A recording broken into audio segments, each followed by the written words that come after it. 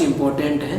अपन doctor Kuldeep जी sir से चाहूँगा कि आप लोग सर उसके बारे में बच्चों को बताएं और कुछ इम्पोर्टेंट टॉपिक बताएं। तो जैसे मैंने आपको बताया था पहले भी, प्लांट प्रोटेक्शन के अंदर जैसे अपने वेटेज की बात की तो 10 क्वेश्चन इसके लगभग पूछे जाते हैं, 10 से 11 क्वेश्चन पूछे जाते हैं। प्लांट प्रोटेक्शन है सर, उसको क्या 3 पार्ट्स में डिवाइड करते हैं। अच्छा। जैसे एंटोमोलॉजी, प्लांट पैथोलॉजी और निमेटोलॉजी। तो एंटोमोलॉजी की बात करें तो एंटोमोलॉजी में सिलेबस में एक्चुअली में क्या है, सिर्फ 6 इंसेक्ट दे रखे हैं जो इंसेक्ट पेस्ट जो हार्मफुल है, और एक बेनिफिशियल इंसेक्ट है जो हनी बी, जो सिर्फ जेड के सिलेबस में दे रखा है। वहीं अगर आईसीआर के सिलेबस में अपने बात करें तो आईसीआर के सिलेबस में कुछ स्पेशली कोई एंटोमोलॉजी का पार्ट इंक्लूड नहीं किया हुआ है। लेकिन एंटो के क्वेश्चन किस रेफरेंस में पूछे जाते हैं, जो अपने हॉर्टिकल्चर और एग्रोनॉमी में जो क्रॉप्स पढ़ते हो आप, फील्ड क्रॉप, वेजिटेबल क्रॉप, उनसे रिलेटेड इंसेक्ट पेस्ट के क्वेश्चन कई बार डाल दिए जाते हैं। इसी प्रकार अगर बेनिफिशियल इंसेक्ट की बात करें तो 3 बेनिफिशियल इंसेक्ट है, उनसे क्वेश्चन आईसीआर में आने के चांस है क्योंकि उनका उसमें सिलेबस में दे रखा है आईसीआर, तो उसके आने के चांस ज्यादा है। अगर जेड आईसीआर में देखें तो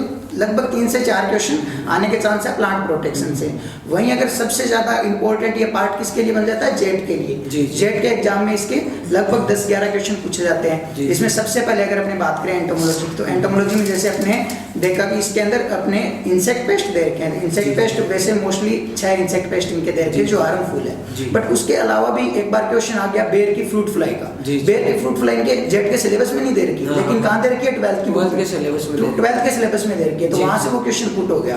तो मैं ये भी कहूंगा कि जो 12th का सिलेबस है उसको भी एक बार दिमाग रीडिंग जरूर मार लें एक बार, कि उससे क्वेश्चन पुट होने के चांस है। वैसे क्लासेस में अपने डिटेल से इनके बारे में पढ़ा, डिस्कस करते हैं, हाँ डिस्कस किया है इनके बारे में, ठीक है। उसके बाद में इंपॉर्टेंट बात करें तो इंसेक्ट पेस्ट जैसे अभी दे रखा है इनके सिलेबस में, ग्रास ऊपर दे रखा है। लेकिन ये जेड वालों ने क्या किया, ग्रास ऊपर दे दिया।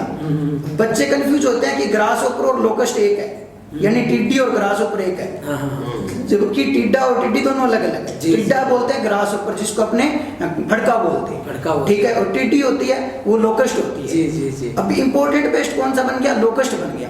ग्रास ऊपर इतना नुकसान नहीं पहुंचा रहा है, उसके क्वेश्चन ज्यादा कोई पुट हुए भी नहीं है पीछे। मैं जितना अपने एग्जाम देखे, मैं बीच में रोकना चाहूंगा कि इस बार जैसे टिड्डी का प्रकोप ज्यादा रहा, मुझे लगता है बोलने वाला आने के चांसेस है। हाँ, तो इसके क्वेश्चन ज्यादा आने के चांस है। अब टिड्डी में भी क्या है, टिड्डी में मोस्टली क्वेश्चन यही पूछा जाता है, एक तो इसकी प्रजातियां 3 प्रजातियां, उसमें सबसे खतरनाक प्रजाति कौन सी है, जिसका भी अटैक हो रहा है, जिसको रेगिस्तानी टिड्डी बोलते हैं, उसका क्वेश्चन पूछा जा सकता है। फिर मैनेजमेंट की बात करें, सबसे इंपॉर्टेंट अप्लाइड क्वेश्चन पूछे जाते हैं। एंटोमोलॉजी और ये पैथोलॉजी की खासियत ये है कि इसके अप्लाइड क्वेश्चन पूछे जाते हैं, ठीक है। तो अप्लाइड क्वेश्चन में अपने जैसे मैनेजमेंट है, पूछ लिया कि लोकस्ट का मैनेजमेंट किसके थ्रू कर सकते हैं, तो अभी रिसेंट में क्या यूज हो रहा है, जैसे मेलाथियान क्लोरोपाइरिफोस केमिकल है वो यूज हो रहे हैं। इसी प्रकार सबसे ज्यादा फोकस ये चल रहा है कि जैसे एरियल स्प्रे करवा रहे हैं तो उसमें केमिकल यूज कर रहे हैं। केमिकल अपने नीचे अपने ह्यूमन बींग्स भी रहते हैं तो यूज नहीं कर सकते, तो अल्टरनेट ढूंढ रहे हैं कि कुछ बायोलॉजिकल कंट्रोल कैसे किया जा सकता है, उसका भी क्वेश्चन पूछा जा सकता है। जैसे फंगस है मेट्राइजियम, उसका यूज करते हैं अपने लोकस्ट के कंट्रोल के लिए। तो इनसे लोकस्ट से बहुत ज्यादा क्वेश्चन पूछे जाने के इस बार चांस है, इसलिए इसको बहुत ज्यादा अच्छे से पढ़ के जाना है। इसके बाद मैंने इंसेक्ट की बात की, 10 इंसेक्ट पेस्ट है, तो उनके बारे में तो आपको कुछ छोड़ना ही नहीं है। मतलब इंसेक्ट पेस्ट में अगर 7 या 8 क्वेश्चन आ रहे हैं ना, तो उसमें से आपको 5 क्वेश्चन इंसेक्ट पेस्ट में से मिल जाएंगे। वेरी गुड, ठीक है। बाकी बचे 3 क्वेश्चन वो आपका आईपीएम कवर करेगा, ठीक है। तो जो इंसेक्ट पेस्ट है उसका एक चैप्टर, मतलब एक पॉइंट, जैसे अगर उसके अपने स्टार्टिंग में बात करें क्लास की अपने वर्गीकरण की, जो उसका नाम है, वैज्ञानिक नाम, उसके बारे में पूछ लेते हैं, उसके कुल के बारे में पूछ लेते हैं, और उसके गण के बारे में पूछ लेते हैं। ये तो नॉर्मल क्वेश्चन आते ही आते हैं। और उसी में जैसे 2 प्रकार के क्वेश्चन, 2 प्रकार के इंसेक्ट पेस्ट होते हैं। एक तो फील्ड क्रॉप में लगने वाले होते हैं, एक स्टोरेज में लगने वाले। स्टोरेज में जो कपड़ा बीटल इनके दे रखा है, कपड़ा रंग, उसके बारे में दे रखा है इनके सिलेबस में, उसका क्वेश्चन हर साल फिक्स है।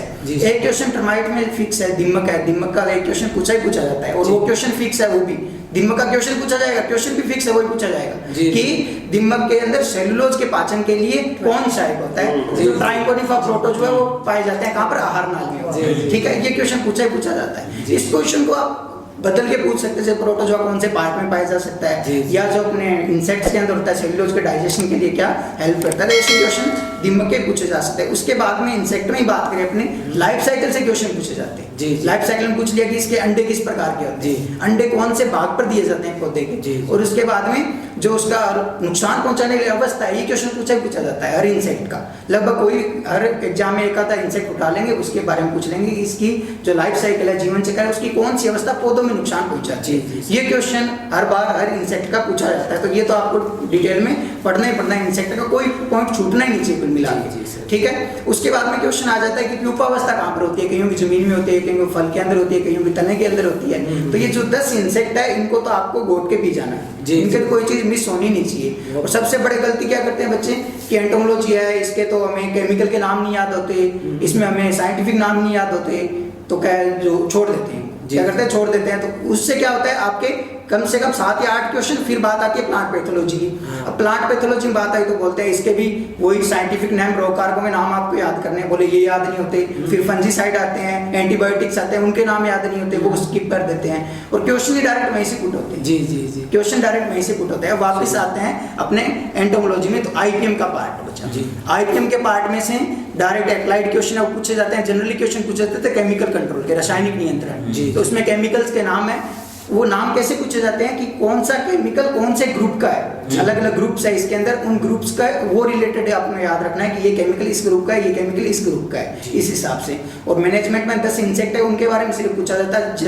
जनरली पूछा जाता है सफेद लट के बारे में पूछा जाता है, जिसका मैनेजमेंट मोस्टली पूछा जाता है। लोकस्ट के मैनेजमेंट के बारे में पूछा जाता है, और इसके अलावा पूछा जाता है एक अपने खपरा भ्रंग के इसके मैनेजमेंट के बारे में पूछा जाता है। और एक क्वेश्चन अभी अपने आईसीआर में बात करें तो जैसे मैंने आपको बताया, इस सिलेबस में आपको आईसीआर में एक ही क्वेश्चन नहीं मिलेगा सर जी। जो जेड का सिलेबस है, इसमें से एक ही क्वेश्चन नहीं आता, आईसीआर में मिलता ही नहीं आप जी। क्या मिलेगा, आईसीआर में क्वेश्चन मिलेंगे जो आपके एग्रीकल्चर और हॉर्टिकल्चर में जो क्रॉप दे रखे, वेजिटेबल दे रखे, क्रॉप्स दे रखे, उनके इंसेक्ट पेस्ट है, उनमें से कोई भी डाल देंगे। कोई भी इंसेक्ट उठा के डाल दिया, जैसे गर्डा बीटल लोग बीएससी कर जाते हैं एग्रीकल्चर को, वही नाम नहीं सुनते, गर्डा बीटल किसका पेस्ट है, ये डाल देते। तो उसको आप थोड़ा जैसे एनसीईआरटी की बुक है, उसमें आपके इसमें कुछ इंक्लूड किए हुए हैं इंसेक्ट पेस्ट टेबल फॉर्म में, तो वो उससे आप इसको कवर कर सकते हैं। उसके बाद बहुत सी बार एनिमल डाइवर्सिटी, मतलब अगर आईसीआर और नीट की अपन बात करें जी, तो ये एनिमल डाइवर्सिटी में क्लासेस में पूछा जाता है। हाँ, क्लासेस में आता है सर। इंसेक्टा बहुत बार कंफ्यूज हो जाता है। इंसेक्टा क्लास इंपॉर्टेंट इसलिए हो जाती है कि सबसे लार्जेस्ट क्लास इंसेक्टा है, इसलिए इसके क्वेश्चन जनरली जूलॉजी में हर कहीं मिल सकता है। उसके बाद में बेनिफिशियल इंसेक्टा, तो मैंने आपको बताया सबसे इंपॉर्टेंट है हनी बी। हनी बी के 2 क्वेश्चन है जिनमें सबसे ज्यादा बच्चे कंफ्यूज होता है। एक क्वेश्चन एक बार पूछ लिया था कि हनी बी का मुख्य उत्पाद कौन सा है। मुख्य उत्पाद कौन सा, मुख्य उत्पाद में बच्चे सब शहद उत्पाद नहीं है, मधुमक्खी शहद उत्पादन थोड़ी कर रही है, वो तो शहद बना रही है।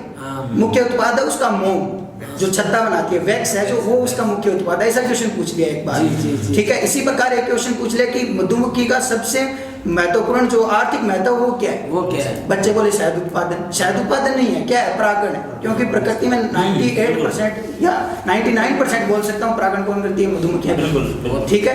इसलिए ऐसे बच्चे कंफ्यूज हो जाते हैं। उसके बाद में अपने आके बात करते हैं, तो एंटोमोलॉजी की बात थी, जिसके अपने को 7 से 8 क्वेश्चन मिल सकते हैं जेट में, और 2 से 3 क्वेश्चन है आईसीआर में मिल सकते हैं, ठीक है। उसके बाद में अपने बात करें प्लांट पैथोलॉजी की, तो प्लांट पैथोलॉजी में इनके रबी क्रॉप्स दे रखी है, खरीफ क्रॉप्स दे रखी है, ठीक है। रबी फील्ड क्रॉप्स कौन सी है, खरीफ फील्ड क्रॉप कौन सी है, उनसे आप जनरल क्वेश्चन पूछे जाते हैं। या तो कोई डिजीज का नाम दे दिया कि वो कौन से फसल की डिजीज है, या कोई डिजीज का नाम दे दिया वो कवक से होती है, अपने जीवाणु से होते हैं या विषाणु से होते हैं, ऐसा कुछ पूछ लेते हैं। एक लॉजिकल क्वेश्चन पिछली बार पूछ लिया 2019 में। क्वेश्चन क्या पूछ लिया कि कौन सी पादप रोग है, कौन सा पादप रोग है जो संक्रामक नहीं है। अब संक्रामक और असंक्रामक पूछ लिया, अब वहां बच्चे कंफ्यूज हो जाते हैं। तो असंक्रामक हो गया जो जिससे संक्रमण नहीं कर सकते, या अपने कोई रोगग्रस्त पौधा है उससे स्वस्थ पौधे में वो नहीं जा सकता है, ऐसा कोई।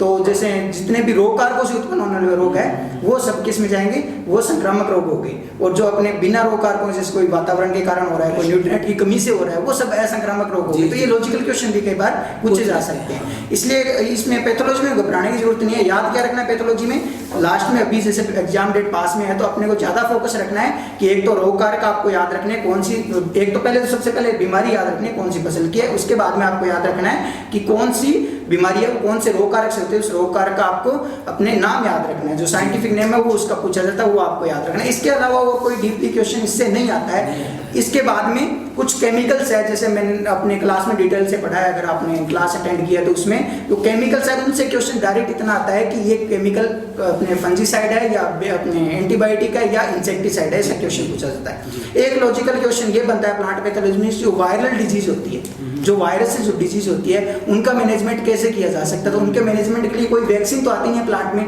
उनके मैनेजमेंट के लिए एक तरीका है वो इंसेक्टिसाइड का यूज करना है। ये मैं क्लास में भी डिस्कस करता हूँ, इंपॉर्टेंट क्वेश्चन है, पूछा जा सकता है इसलिए।